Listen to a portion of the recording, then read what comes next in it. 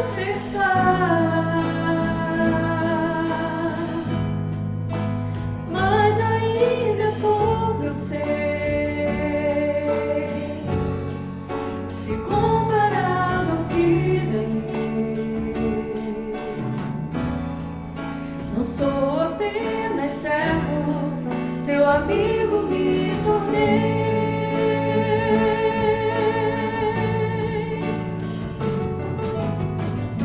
Te louvarei, não importam as circunstâncias, adorarei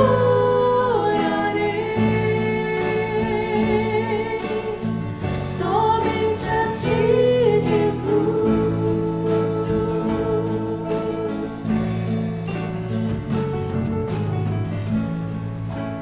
Perto quero estar, junto aos teus pés, pois prazer maior não há que me render e te adorar. Tudo que há em mim quero te ofertar, mas ainda pouco eu sei. Se comparado ao que ganhei, não sou apenas servo, teu amigo me tornei.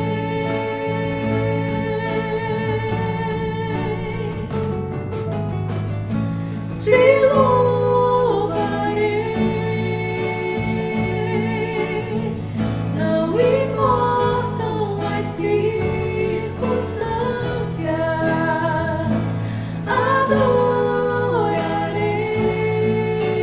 adorarei somente a ti, Jesus.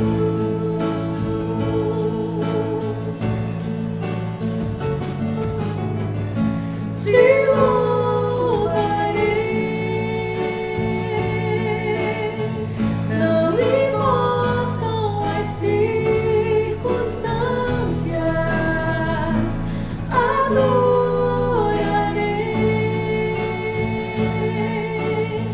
somente a ti, Jesus. Somente a ti, Jesus.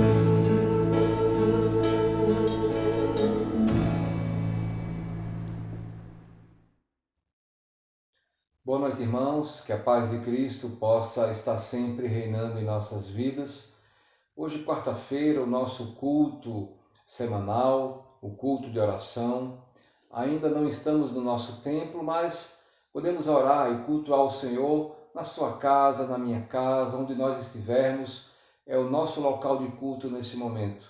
E eu gostaria de, nessa noite, convidá-lo a que possam abrir suas Bíblias na na carta de Paulo a Tito, no capítulo 2, nos versos 11, 12 e 13.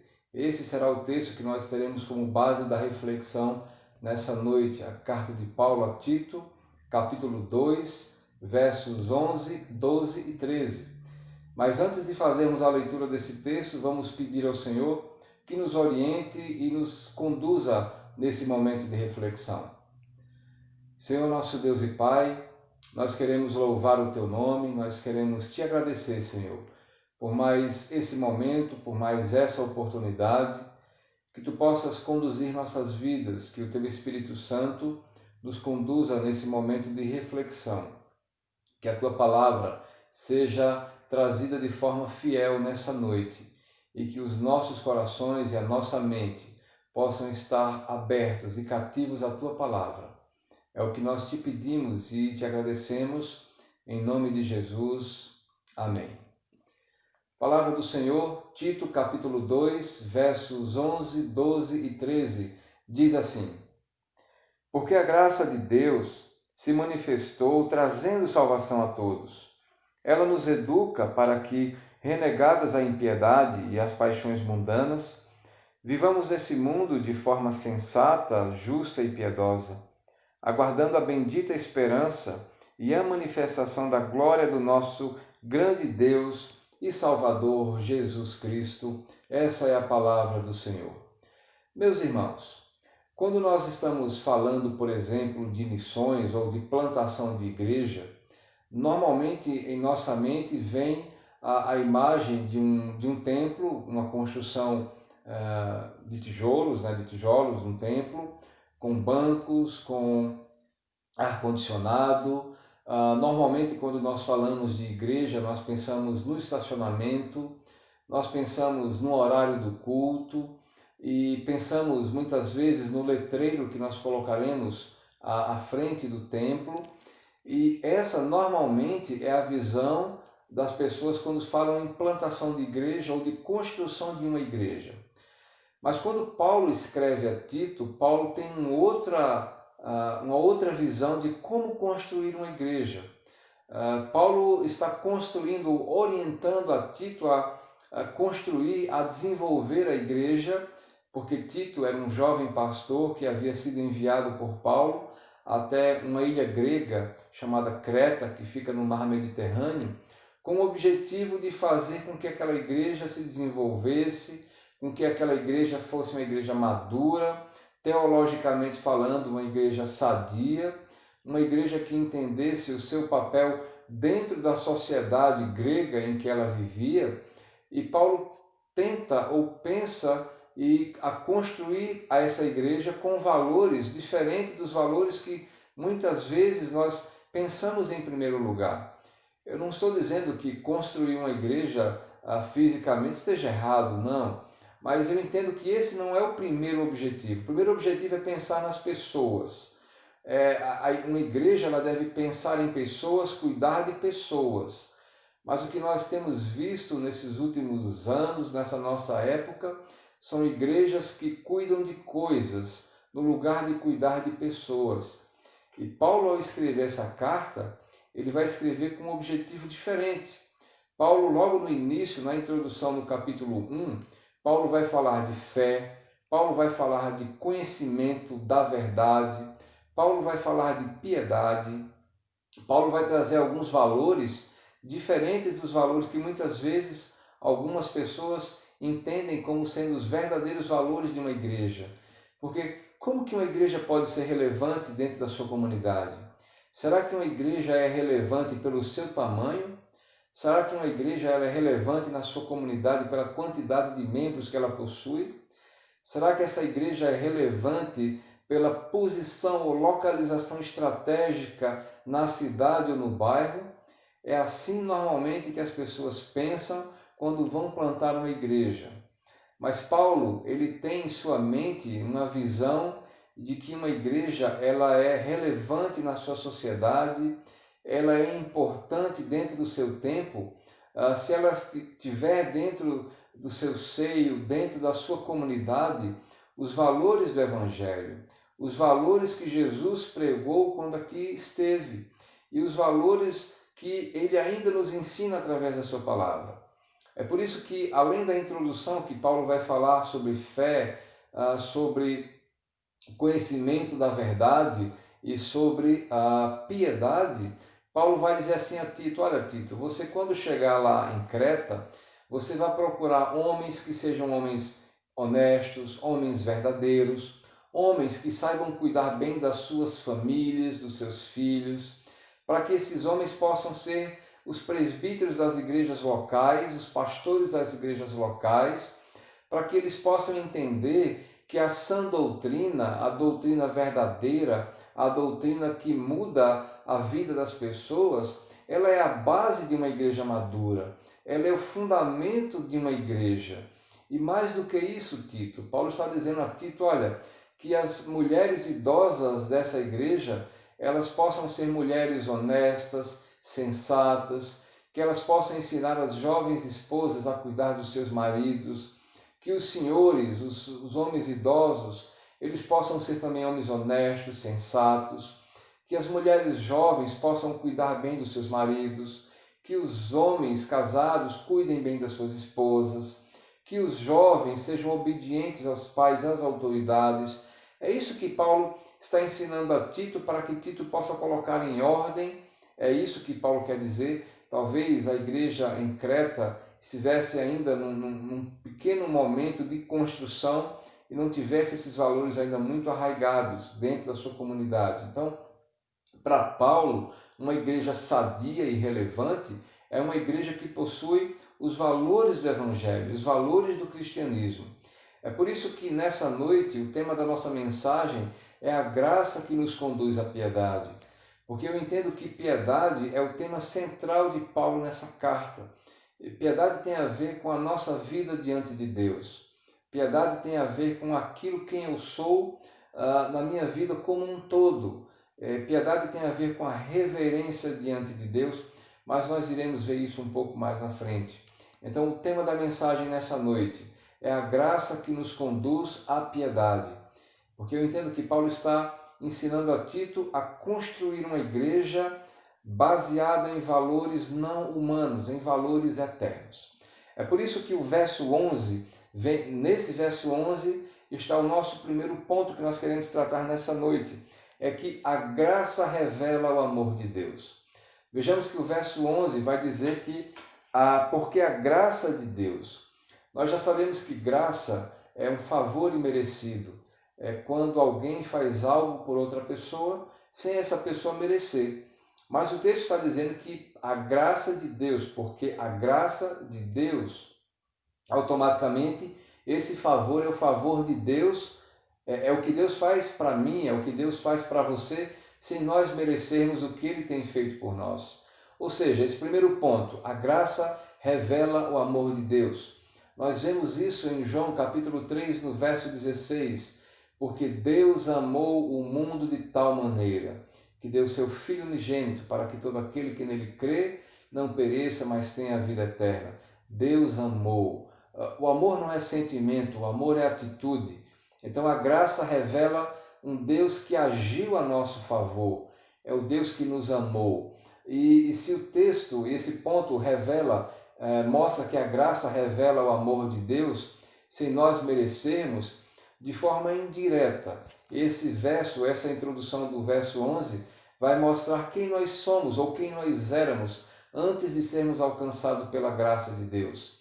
Antes de termos o conhecimento da verdade e vivermos essa verdade e respirarmos essa verdade, nós estávamos distante de Deus. Numa palavra muito mais talvez chocante, nós éramos inimigos de Deus. Paulo, quando escreve aos Romanos, no capítulo 5, ele vai falar sobre isso a partir do verso 1. Ele vai dizer que nós somos justificados pela fé e essa justificação nos colocou novamente tendo paz com Deus. Essa justificação nos colocou diante de Deus não mais como inimigos, mas agora como amigos. Ou seja, mostra a nossa condição antes de Cristo, perdidos, e agora a nossa condição com Cristo, amigos dele. Somos agora participantes do reino dele. Então, a graça de Deus, o favor de Deus em nosso favor. Esse primeiro ponto, ele revela o amor de Deus em nosso favor e de forma indireta revela a nossa condição de miseráveis, que nós não merecíamos essa graça e esse amor de Deus em nossas vidas, mas mesmo assim, apesar de, Ele nos amou. E ainda na continuação do verso 11, ele vai dizer que essa graça se manifestou trazendo salvação a todos. E é o segundo ponto que eu quero destacar nessa noite, é que Jesus é a manifestação maior da graça de Deus. Se o primeiro ponto é que a graça revela o amor de Deus, esse segundo ponto, no finalzinho do verso 11, é de que Jesus é a manifestação maior da graça de Deus, do amor de Deus e da misericórdia de Deus. Veja que eu falei que nós éramos inimigos de Deus, Paulo vai falar isso em Romanos, no capítulo 5, e que fomos reconciliados com Deus. E ainda nesse verso 11, quando ele vai falar sobre a salvação que veio para todos, o texto não está querendo dizer que todas as pessoas serão salvas, mas está dizendo que todos A graça veio para todos os povos, todas as raças, todas as nações. Todos os povos, eles não serão privados da oportunidade de receber a graça de Deus, da oportunidade de ter o contato com Cristo Jesus. E o texto vai continuar dizendo que essa graça alcançou a todos. Então, Jesus é a manifestação maior da graça de Deus. É o próprio Deus que se fez homem e habitou entre nós. É o Jesus, é a encarnação do Deus vivo. É aquele que não tinha pecado, mas se ofereceu em nosso lugar. Ele ocupou o nosso lugar. Ele se fez maldito em nosso lugar. Os nossos pecados caíram ou recaíram sobre Jesus. E na cruz do Calvário, ele estava reconciliando consigo mesmo todas as coisas. É o que Paulo escreve quando escreve a segunda carta aos Coríntios, capítulo 5, verso 9, de que Jesus, Deus estava em Cristo, reconciliando consigo mesmo todas as coisas. Deus estava em Cristo, reconciliando você e a sua família. Deus estava em Cristo, me reconciliando. Esse é a revelação, é o que mostra que Jesus é a revelação do amor de Deus e da graça de Deus em nossas vidas.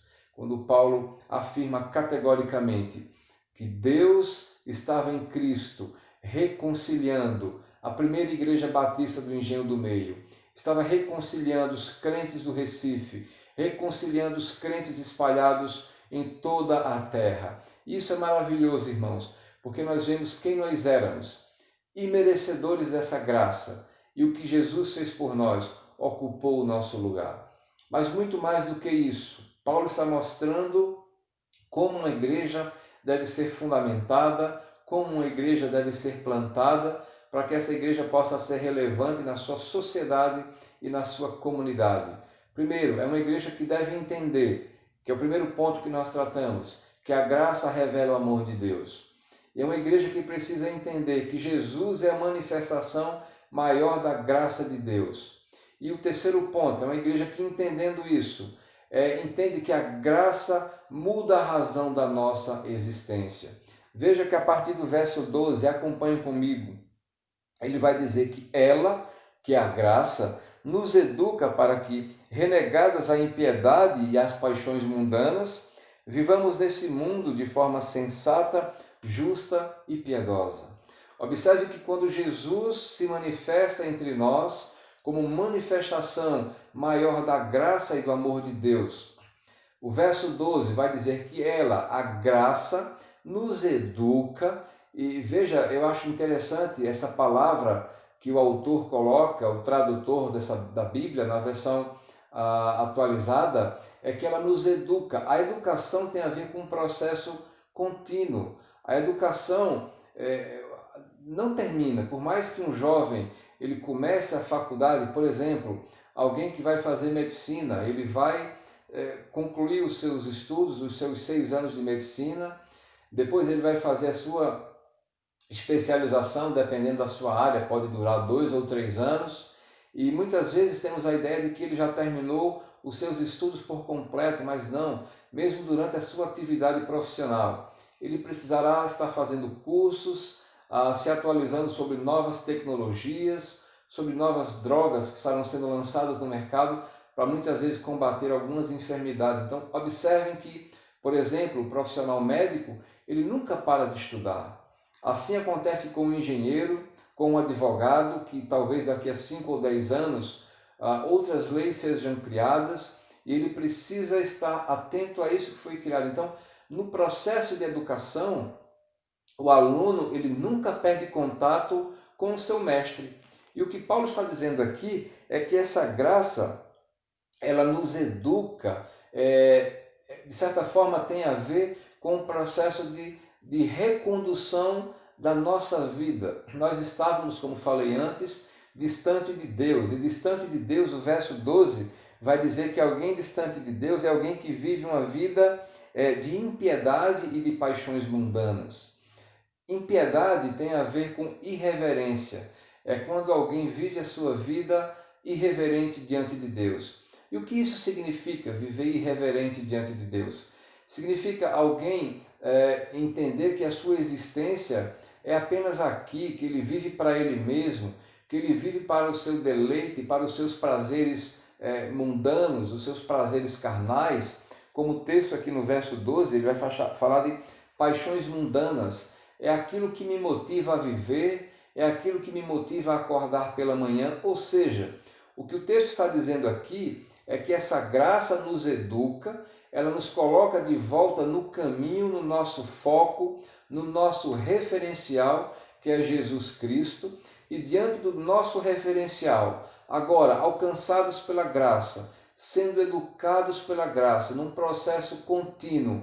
É um processo que vai de uma leitura bíblica, é um processo que vai do estudo bíblico, é um processo que vai quando nós dobramos não apenas o nosso joelho em oração, mas dobramos as nossas vontades, o nosso eu, quando muitas vezes dobramos diante de Deus aquela situação que nós não queremos perdoar ninguém, mas Deus nos orienta a fazer isso. Deus nos orienta a exercer misericórdia com os outros e muitas vezes nós não queremos agir dessa forma, mas essa graça nos educa, nos coloca no eixo, nos coloca de frente com Cristo Jesus e diante dele nós somos desnudados. Ele nos mostra quem nós somos.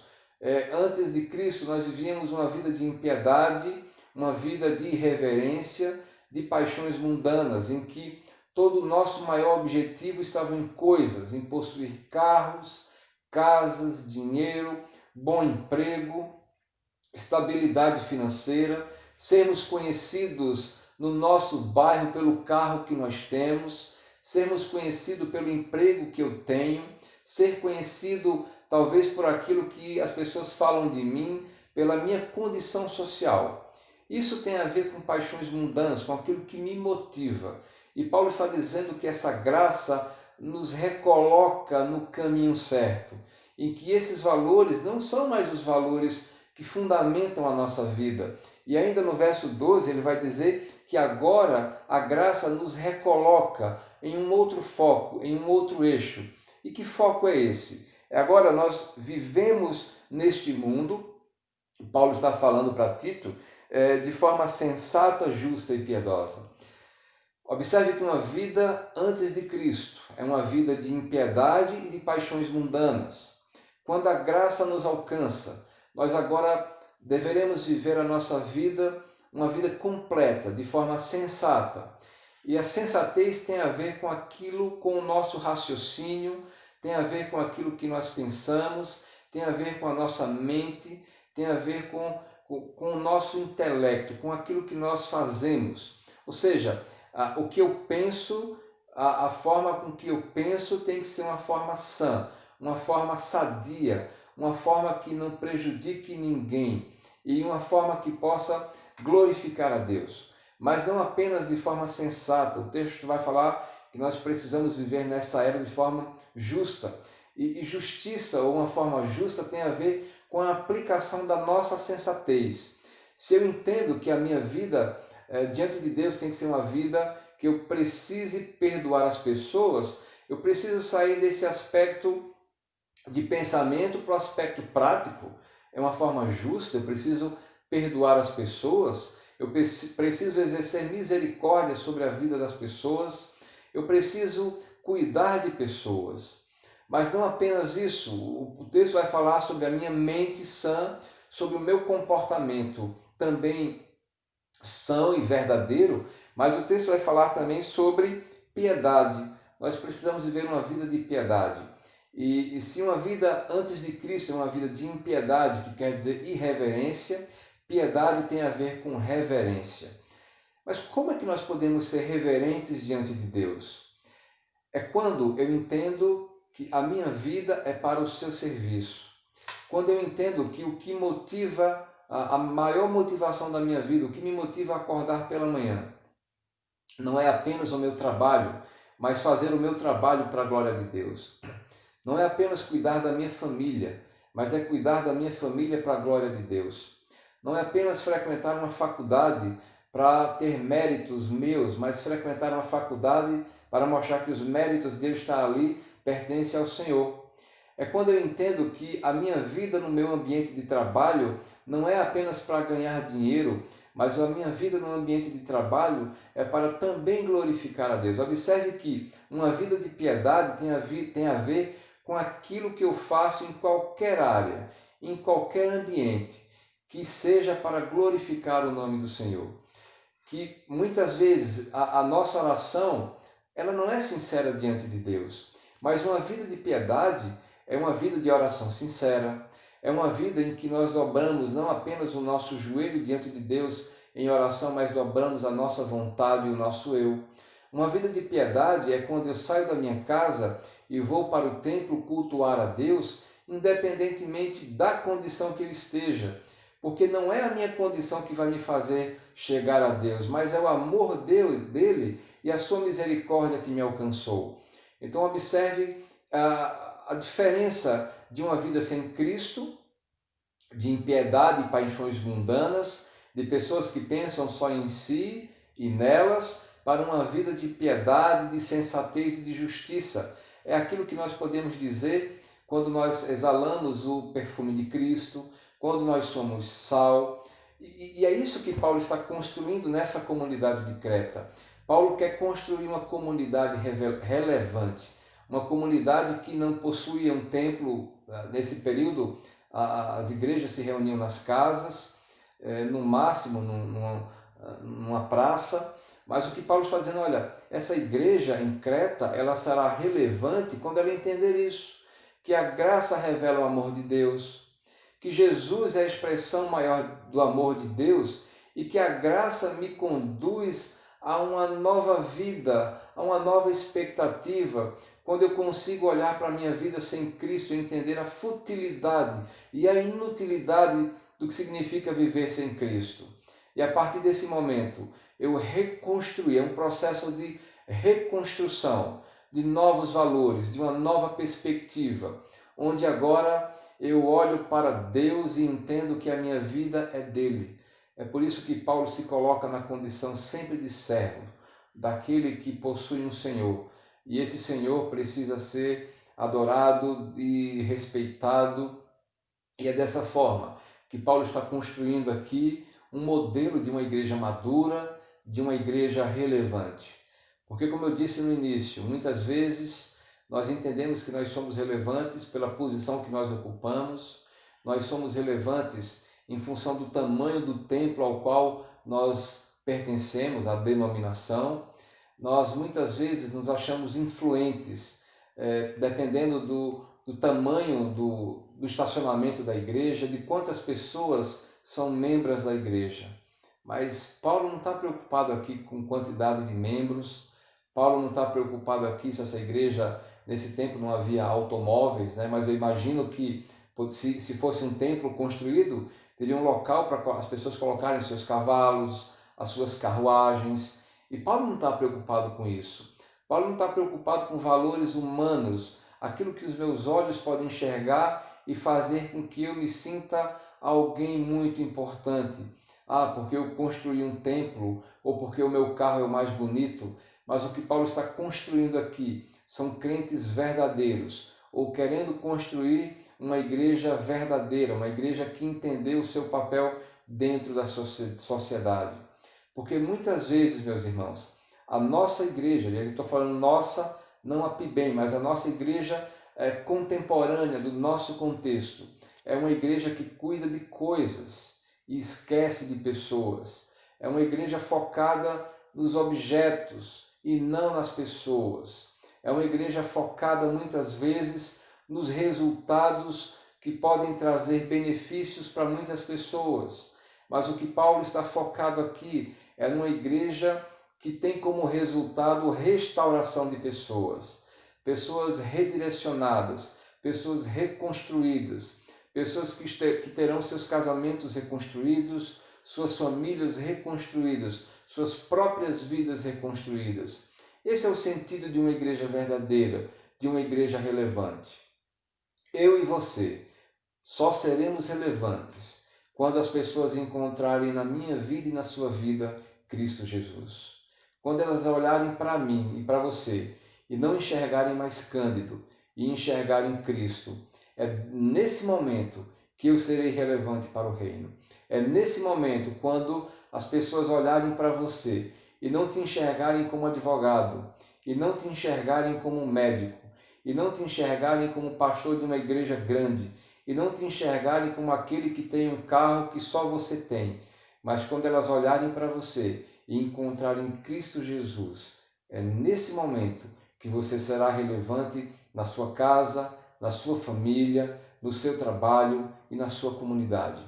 Por isso que é urgente nós entendermos essa carta e aprendermos e colocarmos em prática uma vida sensata, uma vida justa e uma vida piedosa, porque isso significa uma vida que entendeu o seu papel na sua sociedade e na sua comunidade. É uma igreja que entende que a graça revela o amor de Deus, que a graça revela o que nós não merecíamos e que a graça revela que Jesus é a manifestação maior desse amor de Deus e que tudo isso junto faz com que a nossa vida seja orientada num processo contínuo que nunca se encerrará, pelo menos enquanto estivermos nessa vida, até o último dia de nossas vidas. Nós seremos educados e ensinados para que possamos viver uma vida sensata, justa e piedosa. Tudo isso para a glória do nome do nosso Senhor. Que essa seja, ou que esse seja o seu objetivo, que essa seja a minha oração. É o meu maior desejo, que nós possamos ter uma vida realmente verdadeira diante do Senhor. Que a nossa vida possa refletir a sua glória, refletir o seu amor e a sua misericórdia.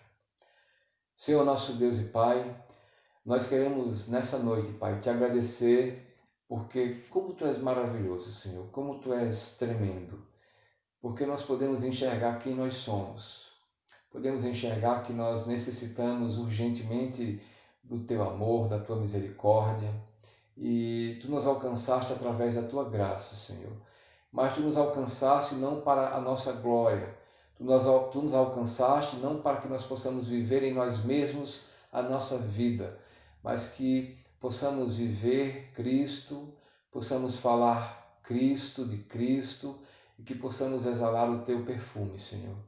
Para que as nossas casas, as nossas famílias sejam sadias, que possam ser famílias de mente sã, que possam ser famílias justas, que possam ser famílias piedosas, Pai. Que a Tua igreja possa ser uma igreja sã, uma igreja justa e uma igreja piedosa, pois é dessa forma, Senhor, que seremos relevantes, independentemente da denominação ao qual fazemos parte, pois nos céus não haverão presbiterianos, não haverão batistas nem assembleanos. Nos céus, Senhor, haverão aqueles ou morarão aqueles que fazem a Tua vontade, aqueles que entenderam a Tua palavra, aqueles que entenderam, Senhor, que nós precisamos viver o Teu Evangelho, que nós precisamos cuidar de pessoas, não de coisas, que nós precisamos ter uma vida sensata, justa e piedosa, que seja sempre para a honra e glória do Teu nome. E enquanto aqui estivermos, Pai, até o último dia de vida, que a nossa vida possa refletir a Tua glória, para a honra e glória do Teu nome, Senhor, em nome de Jesus. Amém.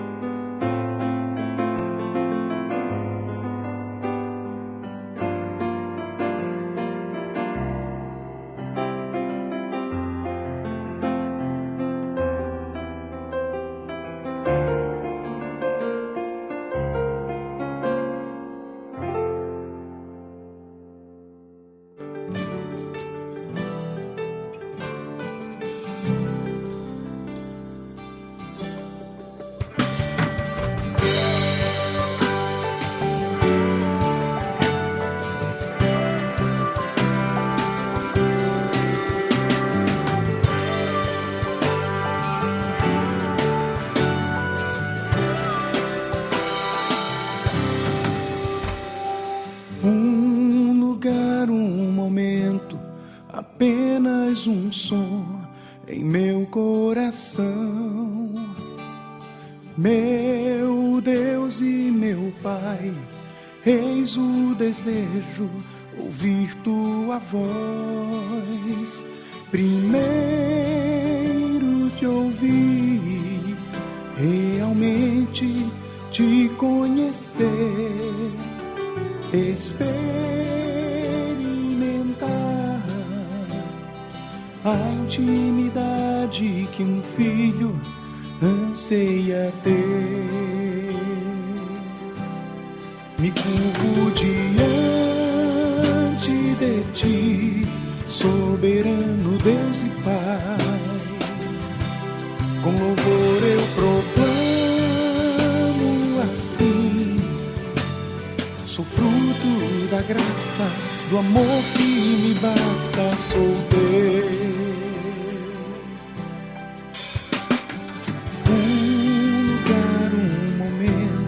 Apenas um som em meu coração. Meu Deus e meu Pai, eis o anseio, ouvir tua voz. Primeiro te ouvir, realmente te conhecer,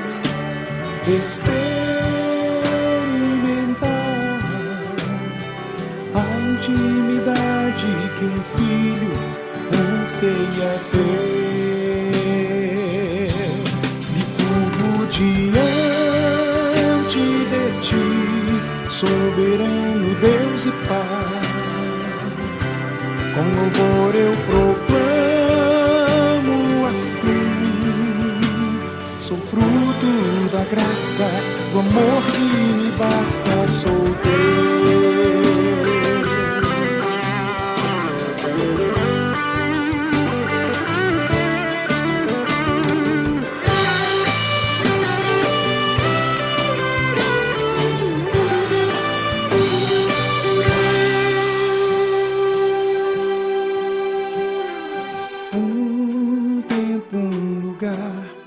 Belo momento, nova canção, som que vem do céu, trovão ou silêncio, adoração. Primeiro te ouvir, realmente te conhecer,